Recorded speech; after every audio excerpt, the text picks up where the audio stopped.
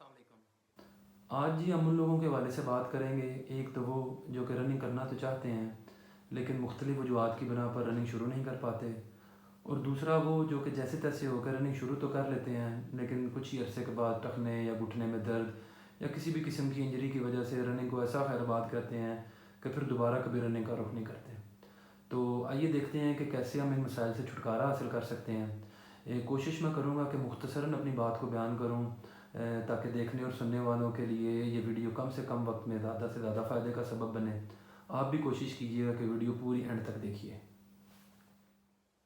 اچھا جی، سب سے پہلے تو آپ اپنی روزمرہ کی مصروفیات اور طرز زندگی کو مد نظر رکھتے ہوئے ایک ریئلسٹک پلان کو ترتیب دیں گے، جس میں ایک تو آپ یہ طے کریں گے کہ آپ ہفتے میں کتنے دن رن کریں گے، وہ 2 ہو سکتے ہیں، 3 ہو سکتے ہیں یا اس سے زائد۔ اور دوسرا آپ یہ طے کریں گے کہ آپ دن کے کون سے ٹائم پہ رن کریں گے۔ ان دونوں چیزوں کو طے کرنے کے بعد پھر آپ نے باقاعدگی سے اپنی اس روٹین کے اوپر عمل شروع کر دینا ہے۔ مطلب یہ ہے کہ سب سے پہلا جو مقصد آپ کا ہونا چاہیے وہ یہ ہونا چاہیے کہ آپ نے اپنی رننگ روٹین کے اندر باقاعدگی لے کے آنی ہے۔ شروع میں کہہ لیں کہ تھوڑا سا مشکل ہوگا آپ کے لیے، لیکن جیسے جیسے وقت گزرتا جائے گا چیزیں آپ کے لیے آسان ہوتی جائیں گی۔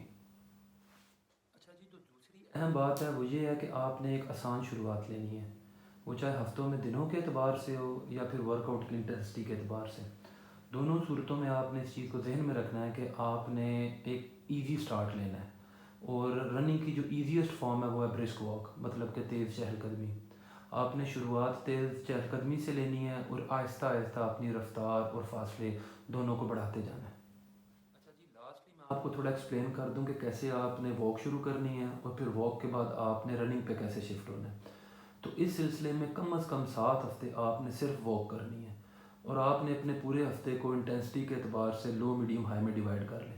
مثال کے طور پر منڈے کو آپ ایک ایزی واک کریں، ٹیوزڈے کو انٹینسٹی تھوڑی بڑھا دیں، وینسڈے کو ڈے آف لیں، اور تھرسڈے کو انٹینسٹی پھر اس سے بھی تھوڑی زائد کر دیں۔ اسی حساب سے آپ نے 7 ہفتے جو ہیں وہ صرف واک کرنی ہے، اور اس کے بعد پھر آپ نے رننگ کے اوپر شفٹ ہونا ہے۔ رننگ میں بھی آپ بیسیکلی اسی پیٹرن کو ہی فالو کریں گے، لیکن فار ایگزامپل آپ ایک ہفتے میں 120 منٹ کی واک کر رہے ہیں تو آپ نے اس ڈیوریشن کو رننگ میں تھوڑا کم کر دینا ہے۔ آپ اس میں اس کو 120 کے بجائے 100 منٹ یا 90 منٹ کی رننگ شروع کر دیں۔ تو اسی حساب سے پھر آپ نے 7 ہفتے صرف رن کرنا ہے،